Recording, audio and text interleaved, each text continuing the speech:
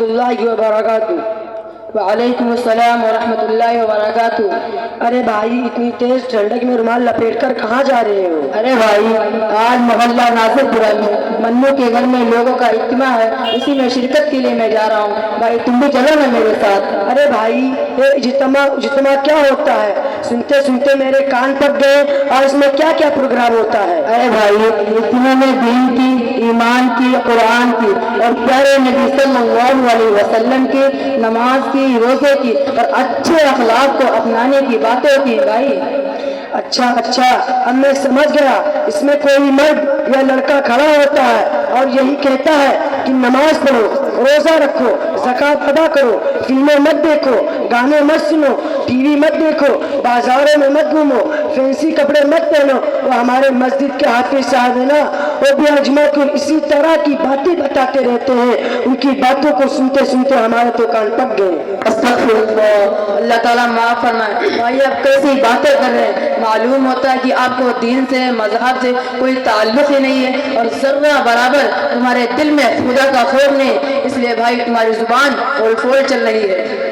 خبردار، جو تم نے میرے اوپر الزام لگایا تو یاد رکھنا، میں جناب چٹان خاں، ولد ترم خاں، ابن رستم خاں کا اولاد ہوں، سب نکال ڈالوں گا۔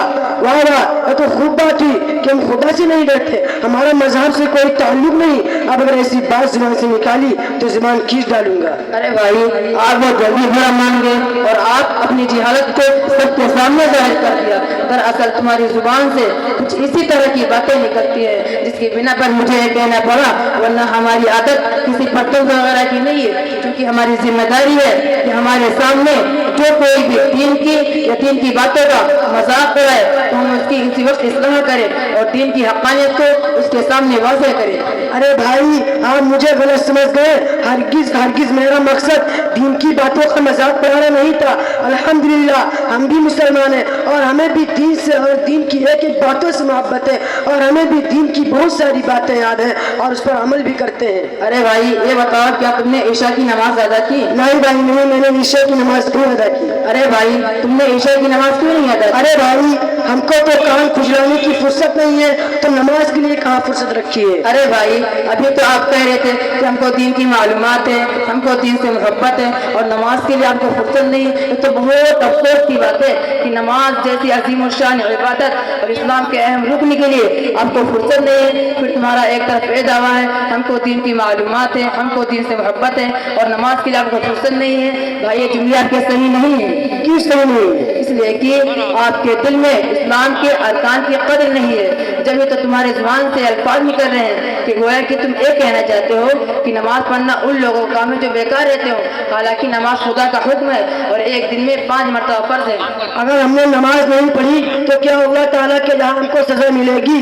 ارے بھائی اگر ہم نے اللہ کے حکم کی قدر نہیں کی یعنی نماز نہیں پڑھی تو بھائی قبر میں بڑے بڑے سانپ آ کر ڈسیں گے، بڑے بڑے بچھو آ کر ڈنگ ماریں گے۔ ہم تو اپنے گھروں میں چھپکلی سے ڈرتے ہیں، اگر دروازہ ہوا سے ہل جائے تو ڈر جاتے ہیں، پر وہاں ہماری چیخ و پکار کو کوئی سننے والا نہ ہوگا۔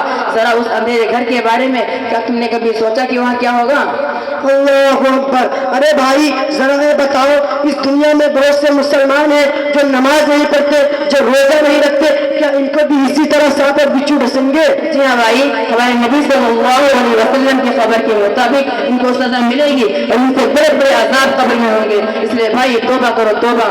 جی ہاں بھائی میں توبہ کرتا ہوں، اب میں تو نکال کر انشاءاللہ نماز کی پوری پابندی کروں گا اور دوسرے دین کے ارکان پر عمل بھی کروں گا۔ ارے بھائی آپ وقت نکالنے کی بات کرتے ہو، نماز میں 2-4 گھنٹے تھوڑے لگتے ہیں، ہم آدھا 1-1 گھنٹہ تو موبائل کو دیکھنے میں لگا دیتے ہیں، گھنٹوں تک ٹی وی کے سامنے بیٹھے رہتے ہیں، اگر گھر میں کوئی مہمان آ جائے تو گھنٹے گزر جاتے ہیں، پتہ بھی نہیں لگتا۔ تو جس خدا نے ہم کو پیدا کیا، جس نے خوبصورت شکل بنائی اور بولنے کے لیے زبان دی اور بے شمار نعمتیں عطا فرمائی، کیا اس کے لیے ہم 10-15 منٹ نہیں نکال سکتے ہیں؟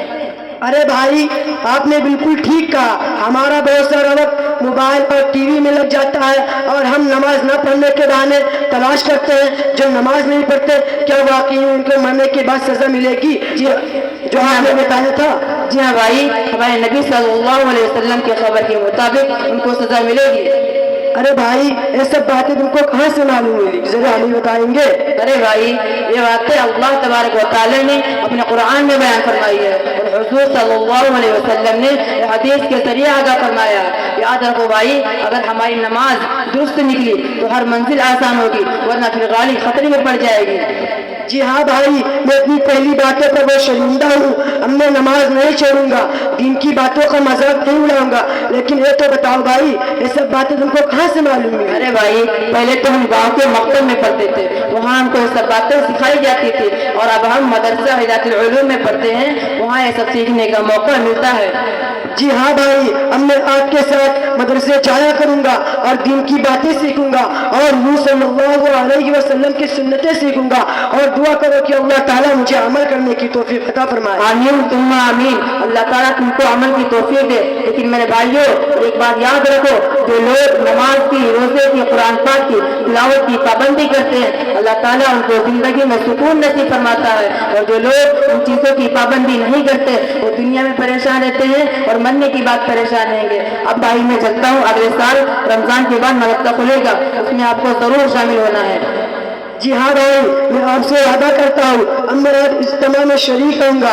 भाई मैंने आपका बहुत वक्त लिया, माफ करना, लेकिन बहुत फायदा हुआ, वरना मैं तो ऐसा ही भटकता रहता। बहुत अच्छा हुआ आपसे मुलाकात हुई। अच्छा भाई अब चलते हैं। अस्सलाम वालेकुम रहमतुल्लाहि व बरकातुहू। वालेकुम अस्सलाम व रहमतुल्लाहि व बरकातुहू।